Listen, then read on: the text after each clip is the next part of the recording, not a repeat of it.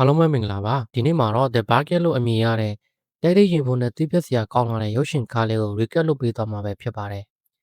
်မိသားစုတစ်ခုရဲ့အခါသီးလာတဲ့အတိတ်ကနေစတင်ပြီးစာတန်ကူးကွယ်တဲ့ဂိုင်းတစ်ခုရဲ့ကြောက်မဖွယ်လိုအပ်ချက်တွေကြားထဲမှာအသက်လူရှင်သန်ခဲ့ရတဲ့ညီအမနှစ်ယောက်အကြောင်းကိုအသေးစိတ်တင်ဆက်ပေးသွားမှာဖြစ်လို့အဆုံးထိကြည့်ရှုပေးဖို့မေတ္တာရက်ခံပါတယ်ဇလန်းစမှာတော့ကိုစုံဆိုင်လေးတစ်ခုထဲမှာမာရီယာနဲ့အာရှဆိုတဲ့ညီမနှစ်ယောက်ကိုတွေ့ရမှာပါ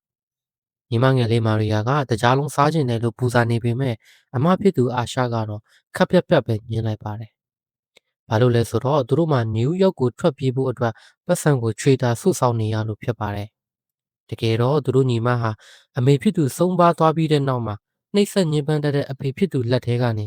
အသက်လူထွက်ပြေးနေကြရတာပါ။အာရှကကြောက်လန့်နေတဲ့ညီမလေးကိုအားပေးရင်းနဲ့သူမရဲ့လက်မောင်းမှာထိုးရတဲ့မှတ်ပုံတက်တူးလေးကိုပြလိုက်ပြီးတော့ငါတို့တွေနောက်တစ်ခါဘယ်တော့မှလှောင်ဝင်ထဲကိုပြန်မရောက်စေရဘူးလို့ကတိပေးလိုက်ပါတယ်။ဒါပေမဲ့အာရှကြောက်ခန့်လိုက်တဲ့အချိန်မှာပဲကလေးတဘောဝအလျောက်မာရီကတကြားလုံးကိုခိုးယူလိုက်ပါတယ်။အဲ့ဒီအချိန်မှာပဲသူတို့ရှောင်တိတ်နေတဲ့အဖေဖြစ်သူကဆိုင်ထဲကိုရုတ်တရက်ရောက်လာပါတော့တယ်။ညီမနှစ်ယောက်စလုံးအစင်တွေနောက်မှာအသက်ရှူအောက်ပြီးပုံနေကြရတာပေါ့။ဒါပေမဲ့ဆိုင်မန်နေဂျာကသူတို့ကိုအနောက်ဘက်မှာတွေးလိုက်တယ်လို့ပြောလိုက်တာကြောင့်အဖေဖြစ်သူကသူတို့ကိုအယူအမှုလိုက်ရှာပါတော့တယ်။သူတို့ပုံနေတဲ့စင်သားကိုရောက်လာတဲ့အခါမှာတော့သူတို့ပြစ်ထားခဲ့တဲ့ချင်းနှောင်းကိုပဲတွေးလိုက်ရပါတယ်။ညီမနှစ်ယောက်ကဆိုင်ထဲကနေအမြန်ထွက်ဖို့ကြိုးစားပေမဲ့မာရီယာခိုးလာတဲ့တကြားလုံးတွေကြောင့်ဆိုင်ရဲ့အချက်ပေးပရဲတန်ကမြည်သွားပါတော့တယ်။မန်နေဂျာကရဲတွေကိုဖုံးဆက်နေတော့အဖေဖြစ်သူကသူတို့ကိုဆိုင်အပြင်ကြီးလိုက်ဖမ်းပါတယ်။အဖေရဲ့တငယ်ချင်းကကားနဲ့လှမ်းပိတ်လိုက်တာကြောင့်အာရှမှာရွေးချယ်စရာမရှိတော့ပဲတနက်ကိုထုတ်လိုက်ရပါတော့တယ်။အဖေဖြစ်သူကအနားကိုတိုးလာတဲ့အခါမှာတော့အာရှဟာမျက်စိမှိတ်ပြီးပြစ်လိုက်ရပါတော့တယ်။အဖေဖြစ်သူကလဲကျသွားရင်မာရီယာခြေထောက်ကိုအတင်းဆွဲထားပါသေးတယ်။ရဲတွေရောက်လာတဲ့အခါမှာတော့အာရှကတနက်ကိုလွင့်ဖြစ်ပြီးတော့မာရီယာကိုလည်းထားခဲ့ပြီးထွက်ပြေးသွားခဲ့ရပါတော့တယ်။အချိန်တွေ10စုနှစ်တောင်ကုန်ဆုံးသွားခဲ့ပါပြီ။အာရှဟာနယူးယောက်မြို့ကဘာကြီးဟိုတယ်ကိုရောက်ရှိလာပါတယ်။ဟိုတယ်တကားဝါကနေထူးဆန်းပြီးကြောက်စရာကောင်းတဲ့အလှဆင်ထားမှုတွေကိုသူမသတိထားမိလိုက်ပါတယ်။ဟိုတယ်မန်နေဂျာလီလီကတကားဖွင့်ပေးတဲ့အခါမှာတော့အာရှကသူမကိုသူမအိမ်ဖော်အသစ် expel လို့မိတ်ဆက်လိုက်ပါတယ်။လီလီကဖုန်းထဲကအတန်နဲ့လူချင်းမတူလို့တန်တရားဝင်ပေမဲ့အာရှကမှတ်ဖို့နေအတူပြပြီးအေးမိနေလို့အတန်ပြောင်းနေတာပါလို့လိန်မာပါနှွတ်စွာနဲ့အကြောင်းပြချက်ပေးခဲ့ပါတယ်။လီလီကတကားမှရှိတဲ့ရှုပ်ထွေးလာတဲ့တော့အစစ်စစ်ကိုကပ်ပြားနဲ့ပိတ်လိုက်ရင်စကားစမိပြောပါတယ်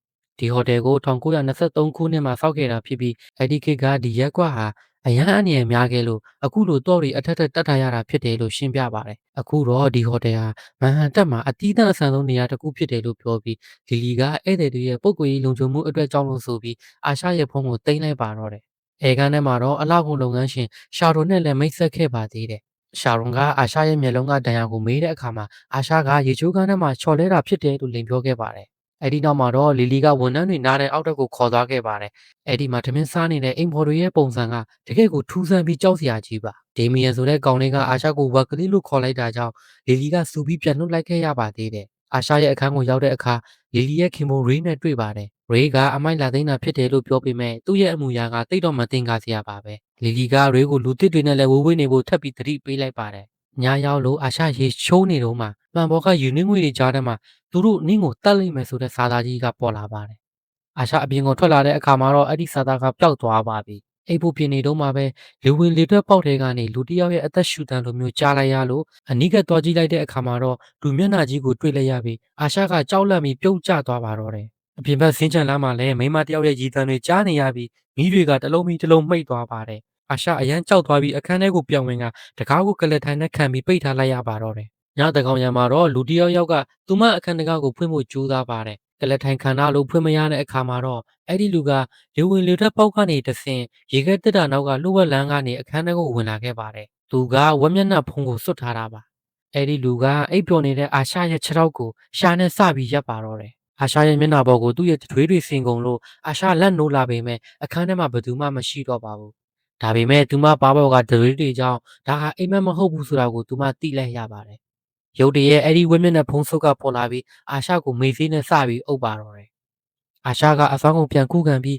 းအဲ့ဒီလူကိုနှိမ်နင်းနိုင်ပေမဲ့မေသီးအရှိန်ကြောင့်အာရင်တွေကုန်ခန်းနေပါတယ်။အဲ့ဒီအချိန်မှာပဲနောက်ထပ်မျက်နှာဖုံးဆုပ်တွေထပ်ပြီးဝင်လာပါတယ်။သူတို့ကတော့ကီဘေနဲ့ရှာရုံတို့ဖြစ်ပါတယ်။သူတို့ကဝန်ထမ်းတွေကိုမတက်ခင်မှာမဖွဲမရကိစ္စတွေကိုအရင်လှုပ်လေရှိတဲ့အကြောင်းကိုတယောက်နဲ့တယောက်ပြောဆိုနေကြတာပါ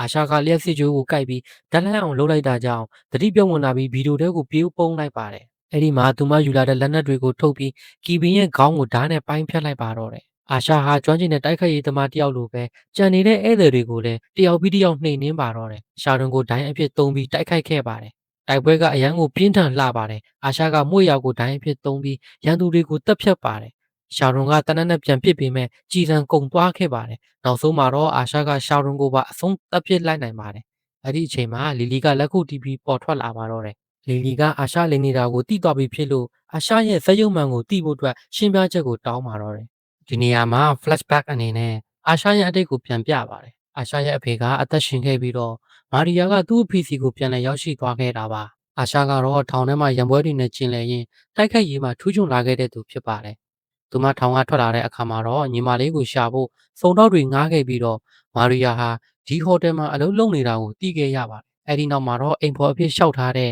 Isabel စီကနေ ID ကိုယူပြီးသူကဒီကိုရောက်ရှိလာခဲ့တာဖြစ်ပါတယ်။လက်ရှိအချိန်မှာတော့လီလီကအံ့ဩစရာတစ်ခုကိုပြလိုက်ပါတယ်။အာရှာတတ်လိုက်တဲ့သူတွေကပြတ်သွားတဲ့အစိအပိုင်းတွေကိုပြန်တက်လိုက်တာနဲ့ချက်ချင်းပြန်ရှင်လာကြတာပါ။လီလီကဒီအဆောက်အအုံကိုပိတ်လိုက်ပြီးဖြစ်လို့အာရှာကိုအညံ့ခံမှုပြောပါတယ်။အာရှာကကော်စောအောက်ကလျှို့ဝှက်တကားကိုတွေ့သွားပြီးတော့ဥမင်နဲ့ခုန်ဆင်းပြီးထွက်ပြေးသွားပါတော့တယ်။လီလီကလည်းခိုင်းသားတွေကိုအာရှာနောက်ကိုထက်ချက်မကွာလိုက်ခိုင်းခဲ့ပါတယ်။အာရှာကဥမင်ထဲမှာရှာရွန်နဲ့ထပ်ထွေပြီးတိုက်ခိုက်ရပြန်ပါတော့တယ်။ဒီကမှာတော့ရှာရွန်ရဲ့ခေါင်းကိုတနက်နဲ့ပစ်ခွဲလိုက်ပါတယ်။ဒါပေမဲ့ခေါင်းမရှိတဲ့ကိုခန္ဓာကအာရှာရဲ့နောက်ကိုဆက်ပြီးလိုက်နေတော့မှာပဲ။အဲ့ဒီအချိန်မှာလီလီရဲ့ခေပုံရေးကအာရှာကိုဆွဲခေါ်ပြီးကယ်တင်လိုက်ပါတယ်။ရေးကဒီဟိုတယ်ရဲ့လိုဝက်ချက်အကုန်လုံးကိုရှင်းပြပါတယ်။ဒီဟိုတယ်ဟာနှစ်ပေါင်း100ကျော်ခရေကရှိနေတဲ့သာသနာဘုရားကျောင်းတော်ဖြစ်ပြီးရစ်ပူဇော်ပြီးမတည်နိုင်တဲ့အစွမ်းကိုရယူထားကြတာပါ။နာမည်စင်းထဲမှာရှိနေသေးသည်ဘလို့ပဲတက်တက်သူတို့ကမတည်နိုင်ကြပါဘူး။ရေးကအာရှာကိုညီမဖြစ်သူမာရီယာပိတ်လောင်ခံထားရတဲ့အခန်းကိုခေါ်သွားပါတယ်။ဒါပေမဲ့အာရှာအံ့ဩသွားတာကမာရီယာကဒီဂိုင်းအကြောင်းကိုအကုန်သိနေခဲ့ပြီးတော့သူမကိုကယ်တင်စရာမလိုဘူးလို့ပြောလိုက်တာပါ။မာရီယာကအာရှာသူမကိုထားခဲ့လို့စိတ်နာနေခဲ့တာနဲ့တူပါတယ်။အာရှာကမာရီယာကိုသတိလစ်အောင်လုပ်လိုက်ပြီးရေးနဲ့အတူအမိုးပေါ်ကလေကားစီကိုထွက်ပြေးဖို့ကြိုးစားပါတော့တယ်။ဒါပေမဲ့လမ်းမှာဂိုင်းသားတွေနဲ့တိုက်ခိုက်ရပြန်ပါတယ်။ရေးကလမ်းပိတ်ပေးထားတော့မှအာရှာကမာရီယာကိုခေါ်ပြီးထွက်ပြေးသွားခဲ့ပါတယ်။ဒီဖို့ကြောင့်ထဲမှာဂိုင်းသားတယောက်နဲ့တိုက်ခိုက်နေရတော့မာရီယာကပြန်နိုးလာပြီးတော့အဲ့ဒီလူကိုပစိန်နဲ့ရိုက်တက်လိုက်ပါတယ်။အဲ့ဒီအချိန်မှာလီလီကဟိုတယ်ဝန်ထမ်းတွေအကုန်လုံးကိုအာရှာကိုအရှင်ဖမ်းဖို့အမိန့်ပေးလိုက်ပါတယ်။အာရှာကမာရီယာကိုကယ်ဖို့အတွက်ဂိုင်းသားအများကြီးကိုမီးနဲ့တိုက်ခိုက်ပြီးနှိမ်နင်းခဲ့ပါတယ်။ညီမနှစ်ယောက်တက်လီကာတွင်တွေကနေတက်ဖို့ကြိုးစားပေမဲ့နောက်ဆုံးမှာတော့အဖမ်းခံလိုက်ရပါတယ်။လီလီကသူတို့ကိုအမိုးဘော်ကနတ်ကွန်းစီကိုခေါ်သွားပါတယ်။အဲဒီမှာစာတန်ကဝက်ကောင်းနဲ့ပူးဝင်လာပါတယ်။စာတန်ကရေးရဲ့နာမည်ကိုစရင်းထဲကပယ်ဖျက်လိုက်ပြီးလီလီကိုရေးကိုတတ်ခိုင်းပါတယ်။လီလီကလည်းရေးကိုတတ်လိုက်ရပါတယ်။အဲ့ဒီနောက်စာတန်ကမာရီယာကိုအာရှာကိုတက်ပြီးဂိုင်းထဲကိုဝင်ဖို့ဖိတ်ခေါ်ပါတယ်။မာရီယာကဝက်ကောင်းပေါ်မှာတခုခုရေးလိုက်ပြီးသူမကိုသူမတက်သေးလိုက်ပါတယ်။တကယ်တော့မာရီယာကအာရှာရဲ့နာမည်ကိုစရင်းထဲမှာရေးခဲ့တာပါ။ဒါကြောင့်အာရှာကမတည်နိုင်တဲ့အစွမ်းကိုရရှိသွားပါတယ်။အာရှာကပြန်ရှင်လာပြီးတော့ဂိုင်းသားတွေကိုတယောက်ပြီးတယောက်တက်ဖြတ်ပါတယ်။လီလီကစာတန်ရဲ့အစွမ်းနဲ့ပြန်တိုက်ခိုက်ပေမဲ့အာရှာကလီလီကိုပါအနိုင်ယူနိုင်ခဲ့ပါတယ်။အာရှာကဝက်ကောင်းကိုမီးရှို့ဖျက်ဆီးလိုက်တာကြောင့်ဂိုင်းသားတွေအားလုံးသေဆုံးသွားကြပါတော့တယ်။နောက်ဆုံးမှာတော့အာရှာဟာသူမရဲ့နာမည်ကိုမာရီယာအဖြစ်ပြောင်းလဲပေးလိုက်တာကြောင့်မာရီယာလည်းပြန်ရှင်လာပါတယ်။ညီအမနှစ်ယောက်ဖတ်ထားရင်းနဲ့စုံတော့ရဲ့ကားနဲ့အတူတူထွက်ခွာသွားကြပါတော့တယ်။သူတို့ရဲ့ခါးသီးလာတဲ့အတိတ်နဲ့ကြောက်စရာကောင်းတဲ့ဟိုတယ်ကြီးကိုအနောက်မှာထားခဲ့ရင်ဇလန်းလေးနဲ့ပြီးဆုံးသွားပါတော့တယ်။ဗီဒီယိုလေးကိုအဆုံးထိကြည့်ပေးကြတဲ့အတွက်လည်းကျေးဇူးတင်ရှိပါတယ်။နောက်ထပ်စိတ်ဝင်စားစရာကောင်းတဲ့ recap ဗီဒီယိုတွေကိုကြည့်ရအောင်လဲ channel လေးကို subscribe လုပ်ထားဖို့မမေ့ကြပါနဲ့ဦးနော်။